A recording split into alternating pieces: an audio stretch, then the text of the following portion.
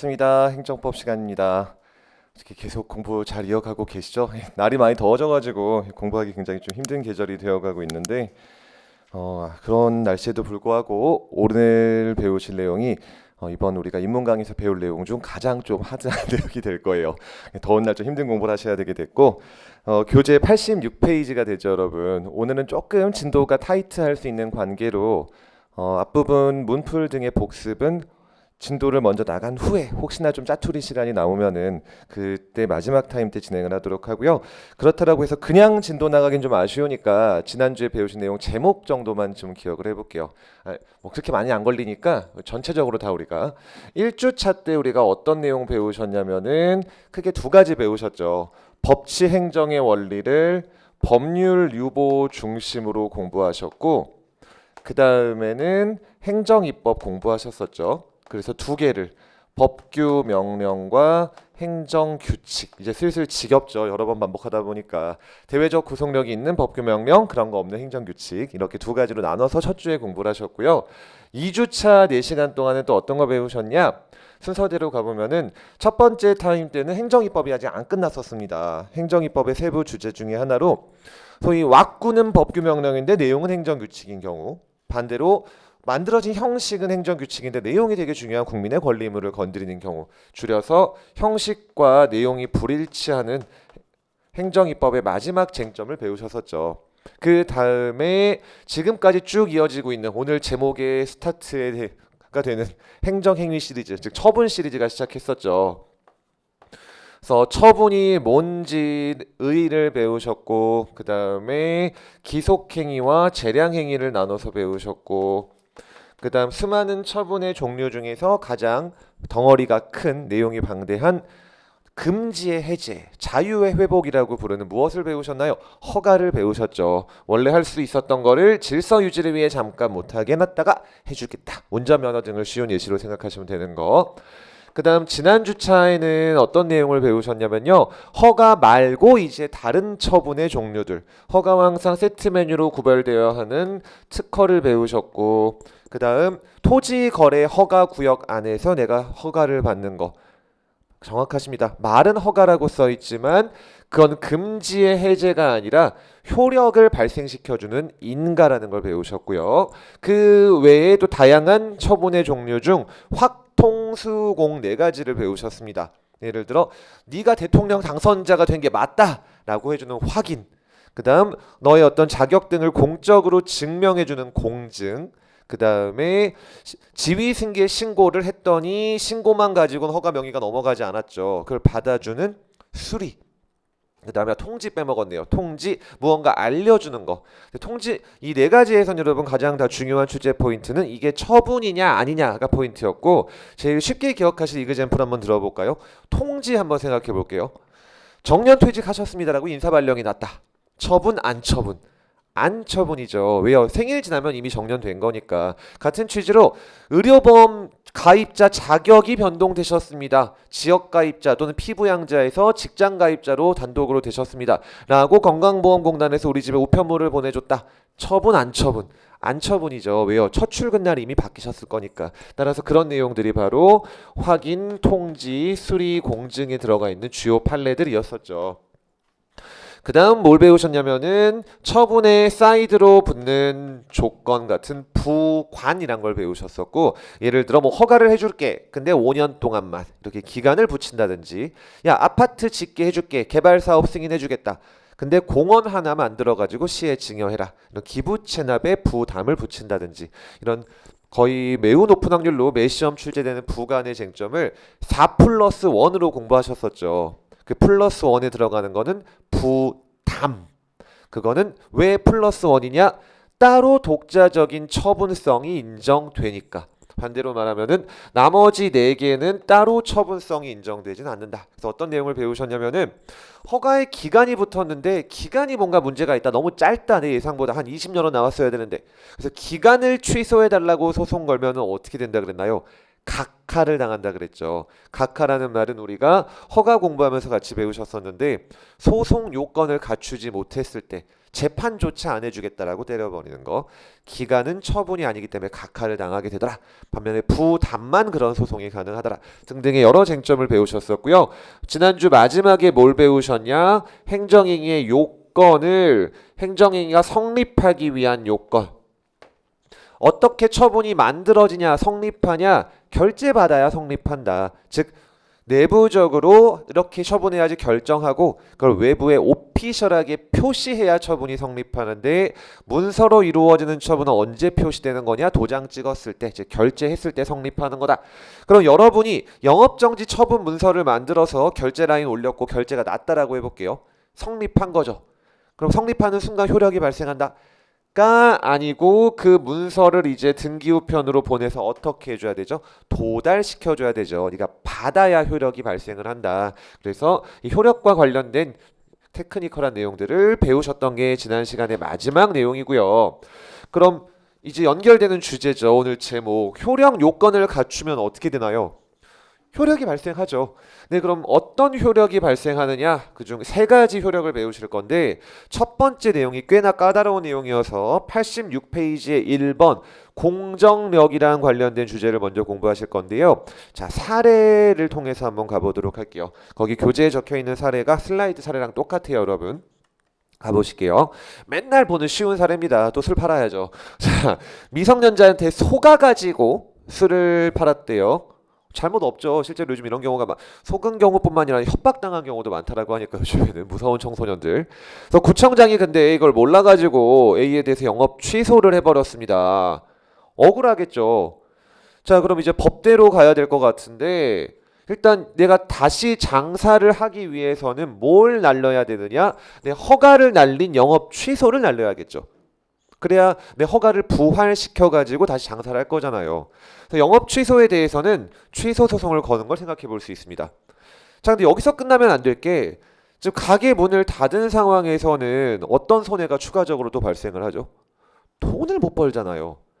영업 허가 취소 처분을 취소 소송을 통해 날려버리면은 나중에 다시 장사는 할 수 있게 되겠지만 그 기간 동안 내가 장사를 못 하고 있고 그럼 돈을 못 벌어서 그 돈 어떻게 해야 돼요?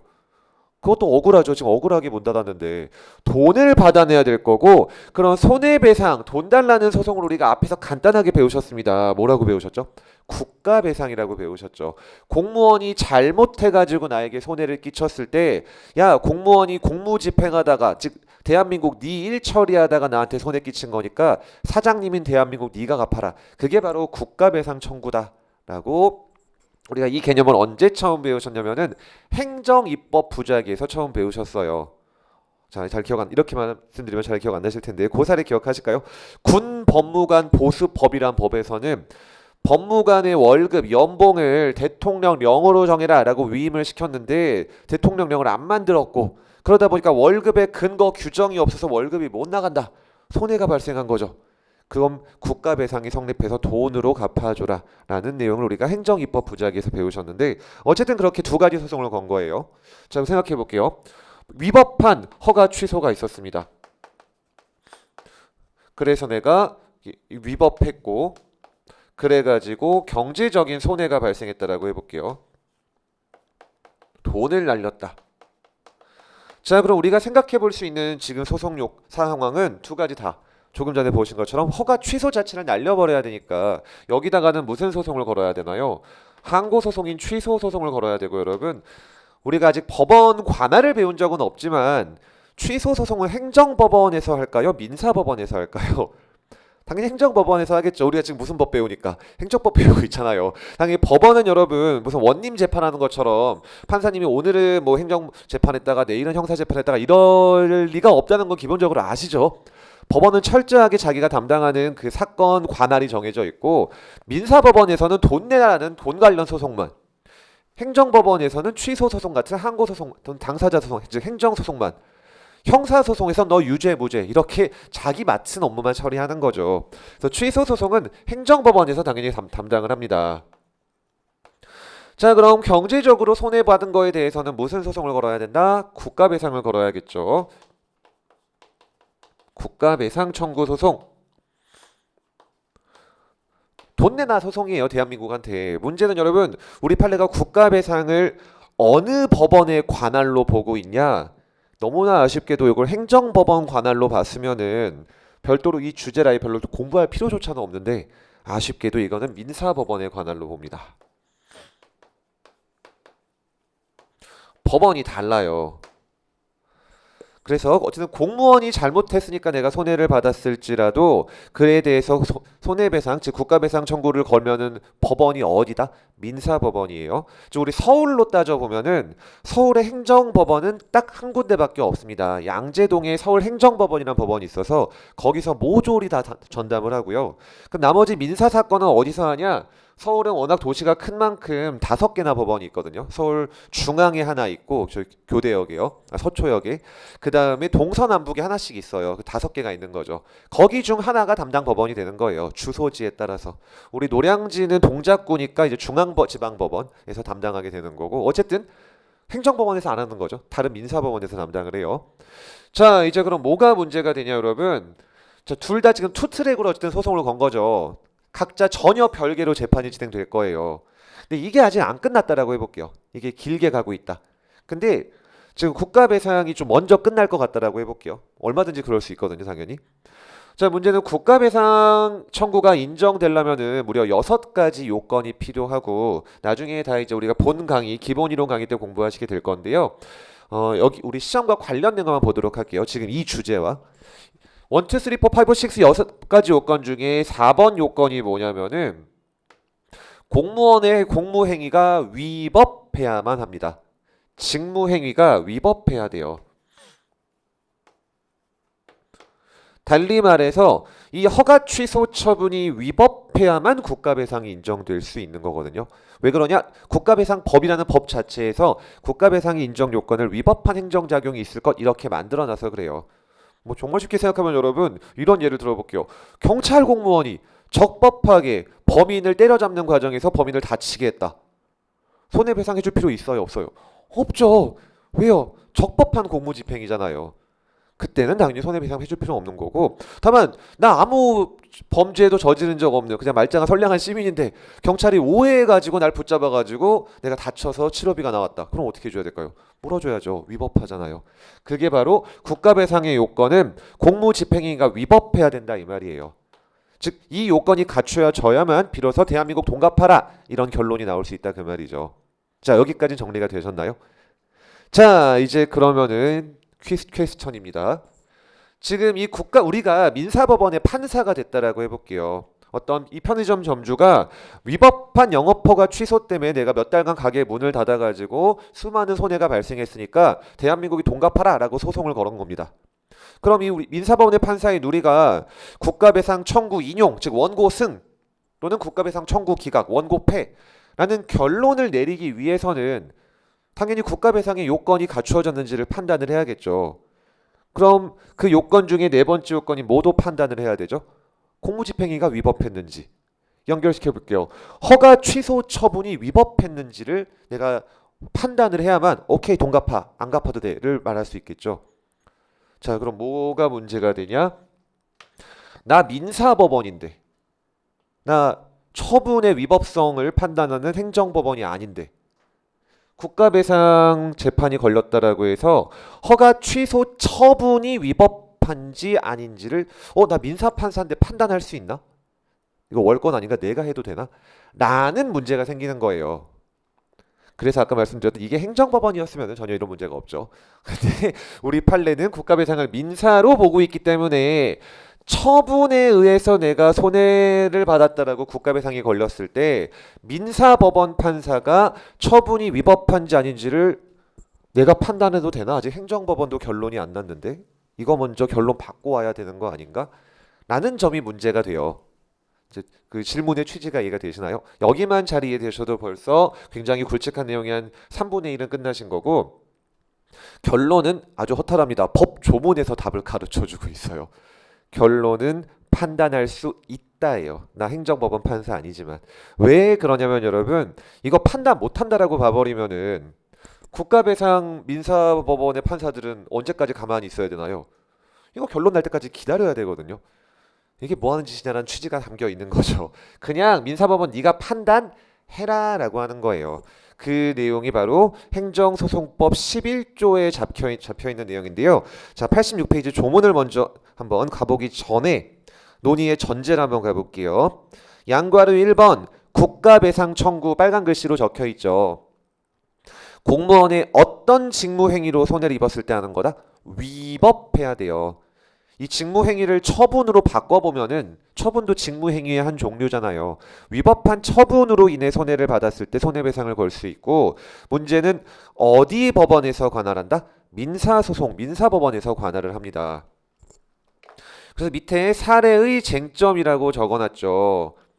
행정법원이 아니라 민사법원에서 처분 위법해?를 판단할 수 있을 것인가가 문제가 되고, 그거에 대한 답을 바로 밑에 있는 행소법 11조라는 조문에서 답을 주죠.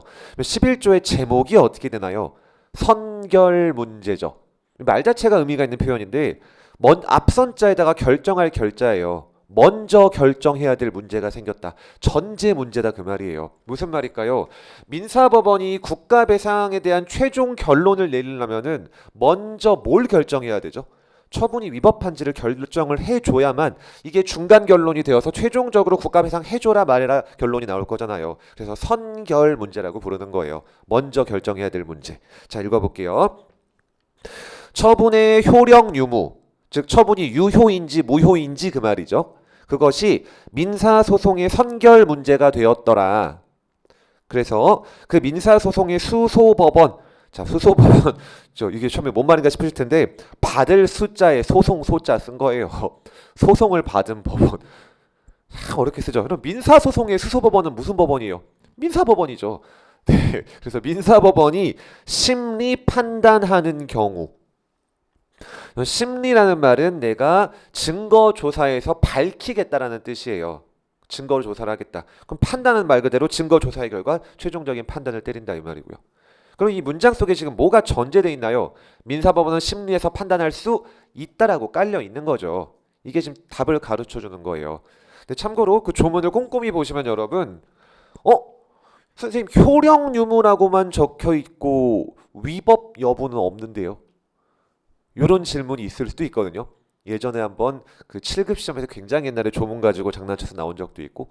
자, 여러분, 효력 유무를 판단할 수 있다는 말은 유효 무효인지를 판단할 수 있다는 말이잖아요. 자, 그럼 그 말인즉 그러면 처분은 적법할 수도 있고 위법할 수도 있을 거예요. 그럼 위법하면 다시 둘로 나눠지죠. 이미 아시는 내용. 중대 명백하게 너무 잘못하면 어떻게 돼요? 무효가 되고. 잘못했지만 중대 명백하지까지는 않으면은 취소 사유에 불과하게 되죠. 근데 여러분 이제 무효 취소도 여러 번 본 거니까 가장 결정적인 차이는 취소 사유 있는 위법한 처분은 무효다, 취소되기 전까진 유효다. 유효죠. 취소되기 전까지는요. 이거 취소 사유라고 적혀 있는 말은 유효라고 바꿔 읽으시면 돼요. 자, 그럼 지금 11조 법 조문에서는 민사법원 판사가 무효, 유효 판단할 수 있다. 요거를 판단할 수 있다라고 말해주고 있는 거예요. 그럼 여러분 이 카테고리상 이거를 판단할 수 있다는 말은 당연히 뭘 판단할 수 있다는 건가요? 이건 당연히 판단할 수 있는 거죠. 무효든 유효든 다 어느 레인지 안에서 문제되는 거예요. 위법한 레인지 안에서 문제되는 거잖아요. 즉 당연히 위법 여부는 판단할 수 있음을 전제로 깔고 있는 조문이에요. 써놓진 않았을 뿐이지. 따라서 이 11조 조문 때문에 나 민사법원 판사지만 적어도 내가 국가배상의 결론을 내기 위해서는 이 처분이 위법한지를 먼저 결론을 내줘야 되고 11조가 판단할 수 있다라고 하죠. 그럼 결론, 민사법원은 그냥 결론 내면 되는 거예요.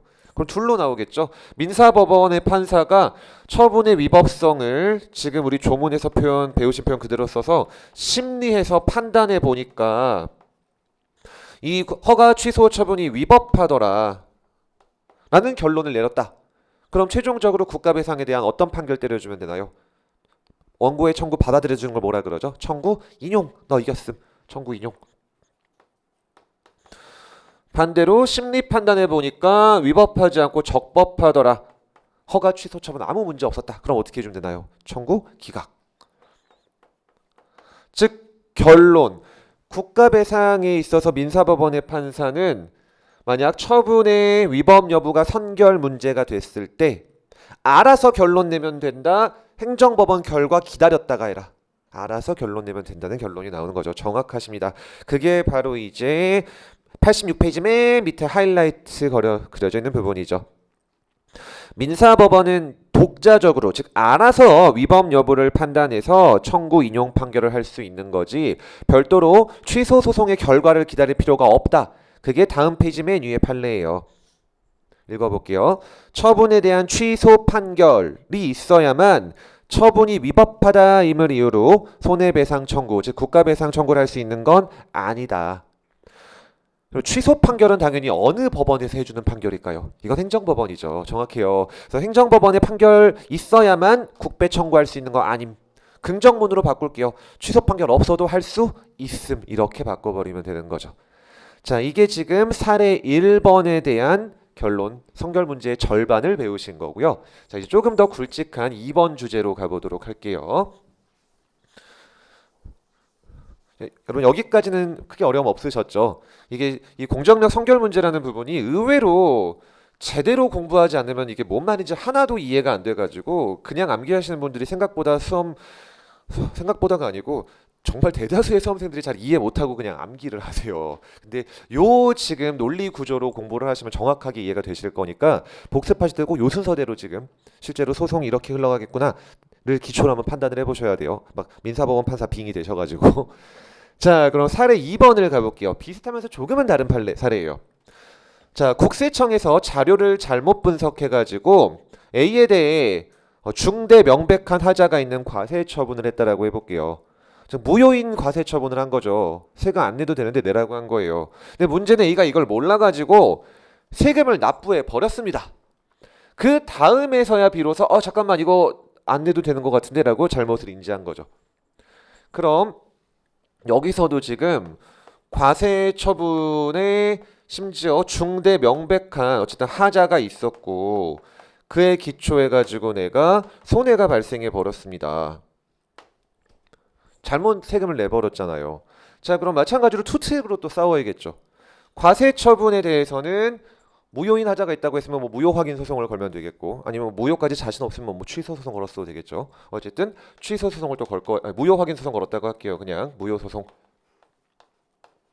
요건 당연히 어디 법원 관할? 행정법원 관할이 되겠죠. 자, 근데 여러분 잘못 낸 세금 돌려달라는 소송은 통상 국가배상으로 가질 않아요. 부당이득 반환 청구 소송이란 걸 가게 됩니다. 예를 들어서 이것도 민법의 개념이어서 조금 어려운데 무효인 원인으로 내가 너한테 돈을 줬다. 이렇게 해볼게요. 계약이 효력이 없는데 내가 실수해가지고 돈을 줘버렸습니다. 그럼 어떻게 해야 되죠? 돌려받아야 되죠. 무효인 계약인데 돈을 줄 이유가 없잖아요. 야, 돌려줘. 무효잖아. 그런 거를 너 무효인 원인으로 부당하게 이득을 벌었지 내 돈으로 그러니까 돌려달라 라고 해서 부당이득 반환 청구 소송이라고 부릅니다. 여기에 대해서는 너 부당이득으로 돈을 벌었으니까 반환해달라라는 부당이득 반환 청구 소송을 걸게 돼요. 민법의 개념이고 이 부당한 이득이라는 말이 되기 위해서는 내가 너한테 돈을 준 게 유효여야 한다, 무효여야 한다. 무효여야만 해요. 무효임을 전제로 인정되는 민법의 법리가 부당이득이라는 거예요. 자, 아까 국가배상이랑 정말 비슷하지만 하나가 크게 다르죠.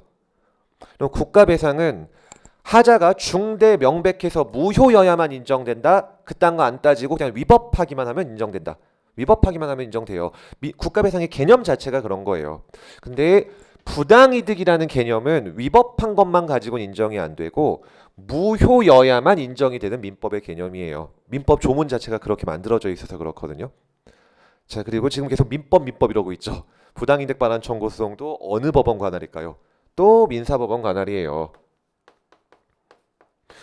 아까 국가배상도 그렇고 부당이득도 그렇고 교수님들께서는 이거 제발 좀 행정으로 보자라고 하시지만 대법원은 바뀌지 않고 제가 지난달에 본 법률신문의 기사 중에 하나인데 그래도 어떤 변호사님께서 과감하게 1심 재판 중에 국가배상 행정소송을 하자라고 지금 소송을 거셔가지고 물론 1심에서 또 기각했죠. 이거 안 돼 민사야. 그래서 지금 항소해가지고 열심히 싸우고 있다라고. 아마 뒤집어지기는 어려울 거예요. 쉽게 안 바뀝니다. 자, 아무튼 간에 자 그럼 똑같은 문제가 생기죠 여러분. 우리가 민사법원의 판사 내볼게요. 내가 이거 부당이득이네. 야 세금 토해내 돌려줘 라고 결론 내려줄지, 아니면 부당이득 아니네 그냥 세금 먹어도 된다 라고 할지라는 최종 결론을 내리면은 민사법원의 판사가 뭘 판단해야 돼요? 과세처분이 무효인지 아닌지를 먼저 판단을 해야 되죠. 선결 문제가 되는 거예요 이게. 근데 판단할 수 있는지에 대한 결론은 이미 보셨습니다. 11조에서 뭐라고 써 있었죠? 효력 유무가 선결 문제로 될 때는 심리에서 판단할 수 있다라고 적혀 있잖아요. 똑같은 결론 그냥 나가게 되는 거죠. 그럼 민사법원의 판사는 과세처분 무효네 유효네 심리해서 판단할 수 있다 없다? 있다. 왜? 11조 때문에. 어마어마하게 중요한 조문인데 의외로 이 조문의 존재 자체도 모르시는 수험생들이 상당히 많으시거든요. 그냥 암기하시다 보니까 이렇게 논리적으로 가셔야 돼요. 자 이제 그럼 아까랑 똑같이 그려볼게요. 심리 판단을 해봤습니다. 그럼 뭐 적법한 경우는 빼버리고, 적법한 경우 문제될 거가 없으니까. 자, 두 가지 경우가 나올 거예요. 위법하다. 근데 중대 명백해서 위법하네. 무효인 경우도 나올 거고. 민사법원의 판사가 심리해 보니까 야 과세처분이 위법하긴 한데 무효까지는 좀 아닌 것 같네. 그쵸? 취소 사유 정도에 불과하네. 이렇게 두 가지로 나누어지겠죠. 아까 국가배상에서는 이거 둘을 나누질 않았어요. 왜? 나눌 필요가 없으니까. 결과가 똑같거든요 어차피. 위법하기만 하면 국가배상은 끝나버리는데, 부당이득은 여러분 위법한 게 아니고 뭐가 전제되어야 된다? 무효가 선결 문제예요. 그렇기 때문에 무효인지 취소 사유라는 말은 아까도 잘 말씀해 주셨지만 어떤 거? 유효인지까지 최종적으로 판단을 해야만, 그래 다음에야 비로소 부당이득 최종 결론이 나오게 되는 거죠. 자 그럼 위에는 간단합니다. 민사법원의 판사가 보니까 과세처분이 무효다. 부당이득 어떤 결론 내려주면 돼요? 돈 돌려줘라. 청구 인용 때리면 됩니다. 자 그리고 가장 중요한 파트가 여기에요. 지금 우리가 뭘 배우는 거 있죠 여러분? 주제가 뭐죠? 처분의 효력이죠. 근데 아직 처분의 효력이라는 말은 1도 안 등장하고 갑자기 쓸데없이 민사법원 소송만 더럽게 나오고 있는데, 여기서 이제 드디어 등장을 합니다. 취소 사유밖에 없다라고 해볼게요. 이미 정답이 적혀 있어요. 무효다 유효다? 유효예요. 그럼 1번 유효이지만 취소 사유 있으니까 민사법원의 판사가 저 취소 사유 있는 처분 취소해서 무효로 만들고 청구 인용할 수 있다. 2번 난 민사법원 판사니까 취소는 못한다. 그러니까 유효로 봐서 청구 기각 판결 때려야 된다. 몇 번일까요? 2번이 정답이 되는 거예요. 그게 가장 포인트가 되는 거예요. 민사법원의 판사는 무효인지 판단까지는 할 수 있습니다. 근데 판단해 보니까 무효가 아니죠. 그럼 어쨌든 위법하잖아요. 잘못한 처분을 한 거예요. 근데 내가 행정법원 취소 소송 또는 무효 확인 소송을 담당하는 행정법원의 판사가 아닌 이상 취소시킬 수 있다 없다? 못 시켜요. 민사법원의 판사는. 취소를 못 시키니까 뭐죠? 유효죠. 그러니까 결론은 뭐다? 청구 기각. 아니 그러면 어쨌든 법원의 판사가 위법하다라고 봤는데, 비록 나 민사지만 왜 이거 취소 못 시키냐? 그게 바로 첫 번째 처분의 효력인 공정력이라는 힘 때문에 그렇습니다. 이게 처분의 효력 중 1번 효력이에요. 제일 어려운 거. 공정력. 공정력이 대체 뭐냐? 정말 쉽게 러프하게 말씀을 드리면 이런 거예요. 처분은 수평한 지위에서 이루어지는 거다. 공권력이 발동된 거다. 국가 공권력이 발동된 거죠. 근데 국가 공권력이 발동됐는데 좀 위법했다라고 해볼게요. 경미한 절차 하자가 좀 있었다. 그럼 취소 사유 무효. 취소 사유죠. 이런 경미한 정도 하자 있었을 때 그냥 개소지 말다. 아이고 위법하네 내가 취소할게. 라고 해버리면은 공권력의 법적 안정성이 어떻게 될까요? 완전히 무너지게 되거든요. 따라서 적어도 처분만큼은 취소 사유가 존재하는 하자밖에 없을 때는 아무나 취소할 수 있다 없다? 없다. 권한 있는, 우리 수험적으로 취소할 수 있는 사람은 셋밖에 없어요. 다음 주에 배우시겠지만 우리 지난주에 이미 보긴 봤죠. 처분을 한 행정청은 스스로도 쏘리 내가 물을게 잘못했다 라고 자기가 알아서 처분을 취소해 줄 수도 있고, 그 다음 법원에서는 어떤 법원만이? 행정법원이 취소 소송 과정에서만 취소할 수 있는 거지 민사법원은 절대 취소할 수가 없어요. 왜? 공권력이 발동된 법적 안정성을 위해서 개소지만 아무나 취소할 수는 없더라. 그게 인정돼 버리면은 우리 일반 시민들도 위법하네 나 안 지켜 안 해. 이게 가능하다고 해버리면은 법적 질서가 완전히 깨진다 그 말이죠. 다만 너무 중대에 명백한 하자가 있어서 무효다. 그러면 뭐 지킬 만한 법적 안정성도 없다. 이런 건 당연히 날려버려야죠. 법치주의의 원칙에 비추어 볼 때. 근데 약간 정도의 취소 사유 정도에 불과한 하자는 아무나 날려서는 안 된다. 설령 위법한 처분일지라도 내버려 두는 것이 법적 안정성 측면에서 더 좋다라고 보는 거예요. 권한 있는 애들이 취소하기 전까지는. 그 취소권은 딱 셋만 가져요. 지금 말씀드린 행정청, 그다음 행정법원, 그다음 행정소송이랑 똑같은 행정심판이란 게 있거든요. 그걸 담당하는 행정심판위원회 셋밖에 없습니다. 결국 민사법원은 취소할 수 있다 없다? 없다. 그러니까 유효니까 결론 청구 기각.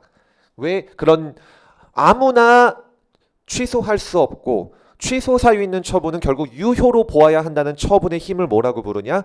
공정력이라고 부르는 거예요. 자, 그럼 이 내용을 한번 순서대로 다시 가볼게요. 86페이지 양괄호 1번에 부당이득 반환 청구부터 가보겠습니다. 빨간 글씨 너무 중요하죠. 부당이득이란 말이 되기 위해서 뭐가 전제? 무효가 전제예요. 그래서 무효로 내가 돈을 줬다. 그럼 돌려달라는 소송인데 그것도 어디 법원 관할? 민사법원 관할. 그래서 이 귀찮은 문제가 생겨버린다. 그럼 똑같은 쟁점이 나오죠. 민사법원에서 처분이 무효인지 판단할 수 있냐? 결론 있다 없다? 있다. 바로 밑에 11조 조문 때문에. 다시 읽어볼까요? 처분의 효력 유무가 민사소송의 선결 문제가 됐다. 그럼 당해 민사소송의 수소법원, 즉 소를 받은 법원은 심리 판단할 수 있음.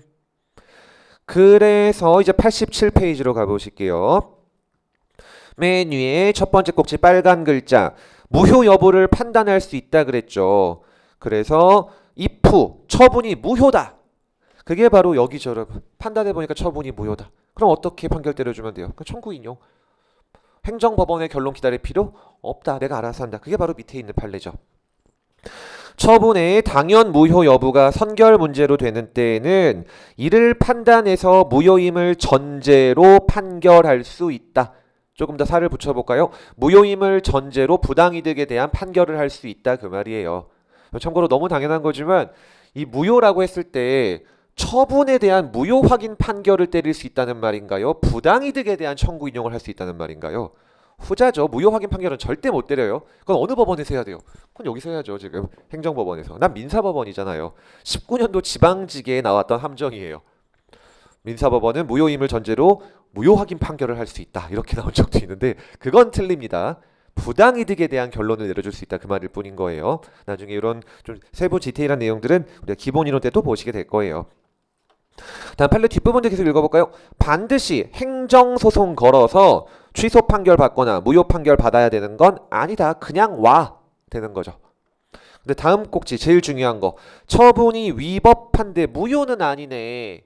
똑같은 말 취소 사유네. 여러분 취소 사유라는 네 글자는 앞으로 항상 수험적으로 어떻게 읽으시면 된다고요? 유효라는 두 글자로 바꿔 읽으세요. 훨씬 편해요. 수험적으로는. 취소 사유는 유효예요. 그래서 똑같은 퀘스천이 밑에 나오죠. 민사법원이 취소 사유 있는 처분에 효력을 부인할 수 있을까? 즉 취소시켜서 이거 무효다라고 할 수 있을까? 결론 된다 안 된다? 안 된다. 왜? 그게 바로 양괄호 3번의 제목이자 처분의 효력 중에 하나인 공정력이라는 거다. 자, 공정력을 읽어볼게요. 처분에 하자가 있더라도 무효가 아닌 한 권한 있는 이 세 기관이 취소하기 전까진 무엇으로 인정된다? 유효로 인정된다. 그리고 그럼 취소할 수 있는 권한은 셋밖에 없다. 행정법원, 행정심판위원회, 행정청. 달리 말해서 민사법원은 취소 못 시킴. 왜 이런 힘을 인정해 주냐? 법적 안정성 때문에 그런 거죠. 따라서 사례 2-2의 결론이 나오죠. 민사법원은 공정력 때문에 이 처분이 취소되기 전까지는 위법하더라도 유효로 봐라, 무효로 봐라. 유효로 볼 수밖에 없다. 결론 청구 기각이 나가는 거예요. 즉 민사법원의 판사는 그럼 뭐라고 말해줘야 될까요? 행정소송 먼저 걸고 와. 안 되겠다. 그거 한 다음에 해줄게. 이렇게 오라 그 말이에요. 그게 밑에 있는 판례들이죠. 1번 판례. 조세의 과오납, 즉 세금 잘못 낸 게 부당이득이 되기 위해서는 부당이득은 항상 어떤 말과 세트 메뉴로 붙어 다녀야 된다? 무효라는 말과 세트 메뉴로 붙여 다녀야 되죠. 그래서 두 번째 줄에 뭐라고 하나요? 과세처분의 하자가 중대명백해서 무효여야 한다. 달리 말해서 하자가 단지 취소할 수 있는 정도에 불과하다. 이 말은 유효다 이 말이죠. 뒷문장 읽어볼까요? 과세관청, 즉 행정청이 스스로 취소해 주거나 항고소송으로 취소되지 않는 한, 똑같은 말, 권한 있는 얘들이 취소해 주지 않는 한, 마지막 줄, 부당이득이 된다고 할 수 없다. 왜? 내가 취소해 줄 수가 없으니까가 되는 거죠. 똑같은 판례 2번 판례예요. 처분이 무효라고 볼 수 없는 한 과세 처분에 취소할 수 있는 위법이 있다 하더라도 처분은 공정력 때문에 취소되기 전까지는 유효하니까 민사소송에서는 효력을 부인해서 무효라고 볼 수 있다 없다? 없다. 이런 걸 바로 공정력이라고 한다. 라는 처분의 효력 중 가장 어려운 공정력 중에서 민사소송을 배우셨고요. 자, 이제 다음 페이지. 아직 공정력이 안 끝났습니다. 오늘은 아마 슬라이드를 많이 사용하진 않을 거예요. 판서를 해야 될 게 굉장히 많아가지고. 자, 형사소송으로 갑자기 또 넘어가죠.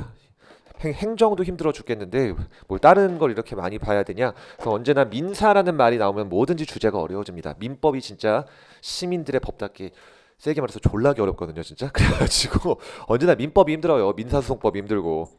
자, 그럼 형사 파트로 가볼게요. 어떤 상황이 있었는지. 행정청이 어떤 명령을 때립니다. 시정해라 라고 명령을 하는 거죠. 근데 개긴 거예요. 명령을 했으면 따라야죠. 국가가 명령을 한 건데. 아, 나 안 할래 라고 개겼습니다. 그랬더니 고발을 해가지고 명령 위반죄로 형사재판이 열리게 된 거죠. 명령 위반죄로 기소가 됐고, 기소됐다는 말은 형사재판 걸렸다 그 말이죠. 개별 법에서 어떤 행정청에게 명령권을 부여하는 동시에 그 명령에 개겼을 때는 처벌하는 규정을 두는 경우가 굉장히 많아요. 그런 걸 명령 위반죄라고 통칭해서 부르도록 할게요. 자, 그럼 이제 형사법원에서 명령 위반죄 유죄 아니면 무죄를 판단을 해야겠죠. 이제 아까랑 좀 논리 구조가 비슷하죠. 아까는 민사법원에서 갔다는 거면 이번에 형사법원에서 유무죄 판결한다가 다를 뿐이에요. 자, 근데 여러분 요걸 하나 기억하셔야 될 게 명령 위반죄는 어느 경우에만 성립할 수 있는 범죄냐면은 명령이 적법해야만 성립할 수 있는 범죄예요. 달리 말해서 명령이 위법하면은 명령 위반죄는 성립할 수가 없습니다. 왜 그러냐? 판례가 말하고 있는 바인데 진짜 쉽게 생각해 보실게요. 국가가 나에게 아무런 의무 없는 일을 행하도록 법에 아무런 근거 없이 위법한 명령을 했습니다. 야, 까라면 까. 그냥 해. 법에 근거 없잖아요. 그래도 해. 그래서 제가 안 했습니다. 그랬더니 처벌하겠대요. 말이 안 되죠. 위법한 행정작용을 강제하는 이상한 결과가 나타나거든요. 따라서 네가 국가의 명령에 개겼다고 처벌하기 위해선 그 명령이 반드시 어때야 된다? 적법해야만 가능한 거고, 따라서 if 명령이 위법해버리면은 위반죄는 성립하지 않아요. 죄가 되지 않아요. 위법한 명령에 따를 의무는 국민에게 없으니까요. 자, 그럼 느낌이 오시지 않나요, 여러분? 우리가 형사법원의 판사가 또 돼봐야 되죠. 검사가 이 양반 명령 위반죄다라고 유죄 판결 때려달라고 소송을 걸었습니다. 그럼 내가 유죄, 무죄 최종 판단하기 위해서 먼저 뭘 따져야 돼요? 명령이 적법한지 위법한지를 먼저 결정해야 되죠. 또 선결 문제가 된 거예요. 명령의 적법 위법 여부가. 이게 클리어 되어야만 최종 유죄, 무죄가 나가게 되는 거잖아요.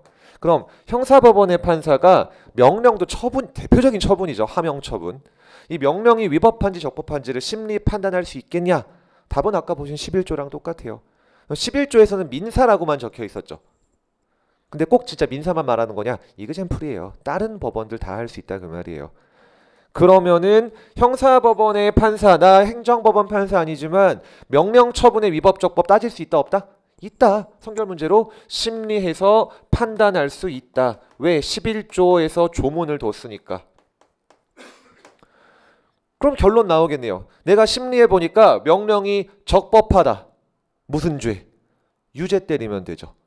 명령이 위법하다. 무죄 때리면 되겠죠. 끝. 이게 바로 형사에서 처분의 위법 여부가 선결 문제가 된 사례예요. 이해되실까요? 자, 국가배상이랑 완전히 결이 똑같죠. 자, 그게 이제 88페이지 양괄호 4번 맨 위에 형사소송, 민사소송이랑 똑같아요. 위법 무효 여부 판단할 수 있다 없다? 있다, 가능하다. 왜? 11조가 있으니까. 그럼 먼저 다음 꼭지 위법 여부가 선결 문제인 대표적인 케이스를 가볼게요. 지금 말씀드린 사례가 요 판례입니다. 처분 또는 명령을 받은 자가 개기고 위반했을 때 명령 위반죄로 처벌을 하기 위해서는 중요한 키워드 명령이 어떤 것이어야 한다? 적법한 것이어야 한다. 그럼 거기 숨겨져 있는 말은 형사법원의 판사가 적법 위법 판단할 수 있다 없다? 있다. 그러니까 계속 다음 줄 세 번째 줄 처분이 무효가 아니더라도 위법한 처분인 이상 즉 처분이 위법하네 명령이 위법하네 명령 위반죄 성립한다 안 한다? 안 한다. 무죄다 그 말이에요. 그렇게 형사법원의 선결 문제 중 위법 여부가 문제되는 거 하나 배우셨고요. 그럼 위법 여부 나왔으니까 두 번째는 또 어떤 쟁점일까요? 효력 유무, 무효 여부가 문제가 되겠죠. 이건 더 쉬워요 여러분. 자 한번 가볼게요. 리딩 판례로 한번 해볼게요. 2번 판례인데 운전면허를 받았습니다. 근데 하자 있는 면허여서 취소 사유가 존재했던 거죠. 옛날 판례인데 17세인가 18세짜리가 지금은 어르신이 됐겠죠. 80년대 판례니까 남의 이름으로 나이가 안 돼서 면허시험을 못 보는데 운전은 더럽게 하고 싶었나 봐요. 남의 이름으로 면허시험에 응시해서 면허증을 받아버린 거죠. 즉 가라로 받은 거예요. 오늘날은 불가능하죠. 다 전산화돼 있으니까. 옛날 수기식이니까 가능했던 사례예요. 그래서 어쨌든 면허시험에 응시해서 면허를 받은 거예요. 그래서 운전을 했습니다. 그러다가 남의 이름으로 가라로 서류 만들어서 면허시험에 응시한 게 걸려가지고 무면허 운전죄로 기소가 됐거든요.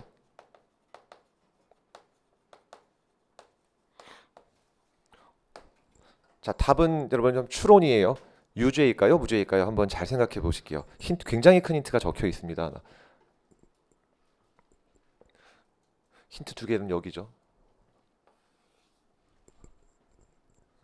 무죄일까요? 유죄일까요? 무죄예요. 왜?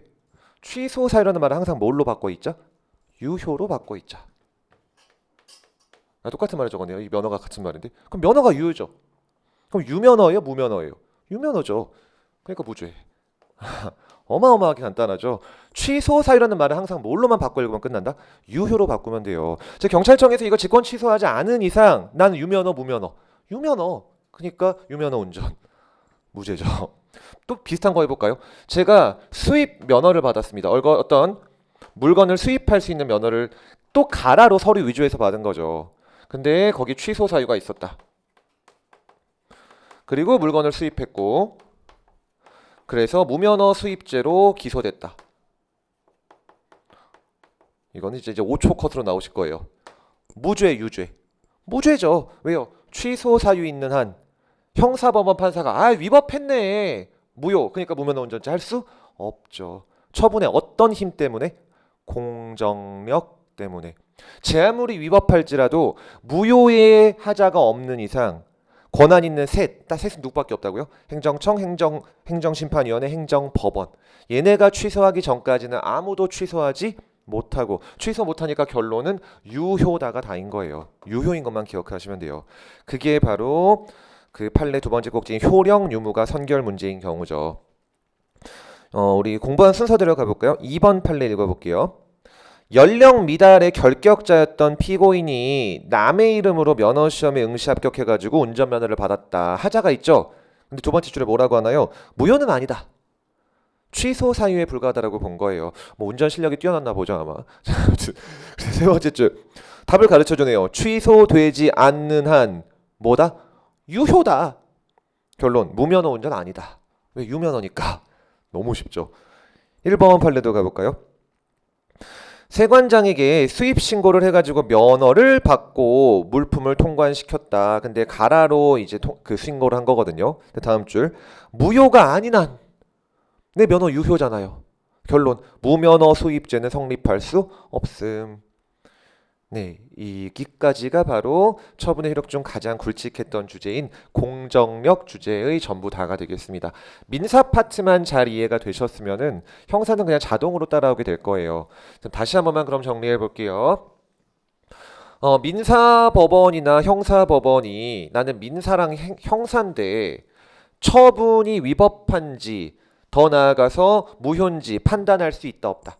있다. 왜? 행소법 법 조문에서 그냥 해도 된다라고 했다. 그래야 소송이 편리해지니까. 그럼 판단해서 민사에서는 먼저 국가배상을 걸었다.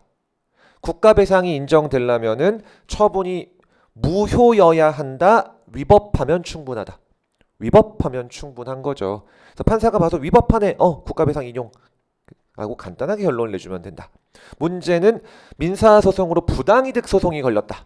부당이득은 위법하면 충분하다. 무효여야 한다. 무효여야 한다.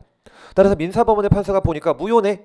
오케이. 세금 돌려줘. 청구 인용해주면 되지만 민사법원의 판사가 보니까 취소 사유밖에 없네. 결론 유효 무효. 유효. 그러니까 청구 기각. 야, 취소 판결 먼저 받아와. 나 취소 못해 이거. 왜? 그런 힘을 바로 공정력이라고 부르고, 여러분 우리가 오늘은 안 했네요. 처분이 뭐죠? 제가 맨날 물어보잖아요. 공정력도야. 공정력이 뭐냐라고 누군가 물어봤을 때 바로 튀어나오실 정도로 완벽히 숙지가 되셔야 돼요. 다시 한번 해볼게요. 처분이 위법하더라도 무효가 아닌 한 권한 있는 셋, 행정청, 행심위, 행법이 취소하기 전까진 뭐다? 유효다라는 힘을 공정력이라고 불러요. 그리고 추가적으로 기억하시면은 이런 공정력은 오직 처분에만 인정되는 힘이에요. 왜 그러냐? 여러분 아까 공정력이 인정되는 근거가 뭐라 그랬죠? 처분은 무엇이 발동된 거니까? 공권력이 발동된 거니까. 즉 공권력이 발동된 처분만이 바로 법적 안정성을 위해 공정력을 갖게 되는 거고, 다른 것들은 공정력을 갖지 못해요. 자, 그래서 이제 우리가 굉장히 앞으로 한번 돌아가 보실 건데 여기까지 배워야 비로소 이해가 되는 게 하나 있거든요. 바로 17페이지로 돌아가 보실게요. 갑자기 뜬금없지만 17페이지로 돌아가 보실게요. 자, 여러분 법규 명령을 다시 제가 대통령령을 만들었다라고 해볼게요. 어느 부처에서. 근데 대통령령이 법률에 위반됩니다. 하자 있는 법규 명령이죠. 무효다.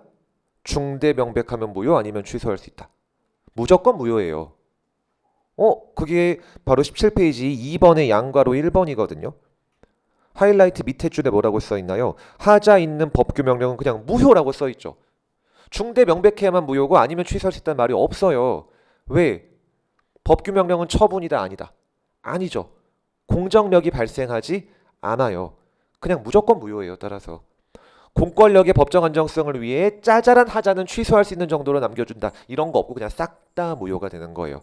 그래서 헷갈리시면 안 돼요. 법규 명령은 그냥 무효고, 나중에 배우시겠지만 여러분 계약이 법을 위반했다라고 해볼게요.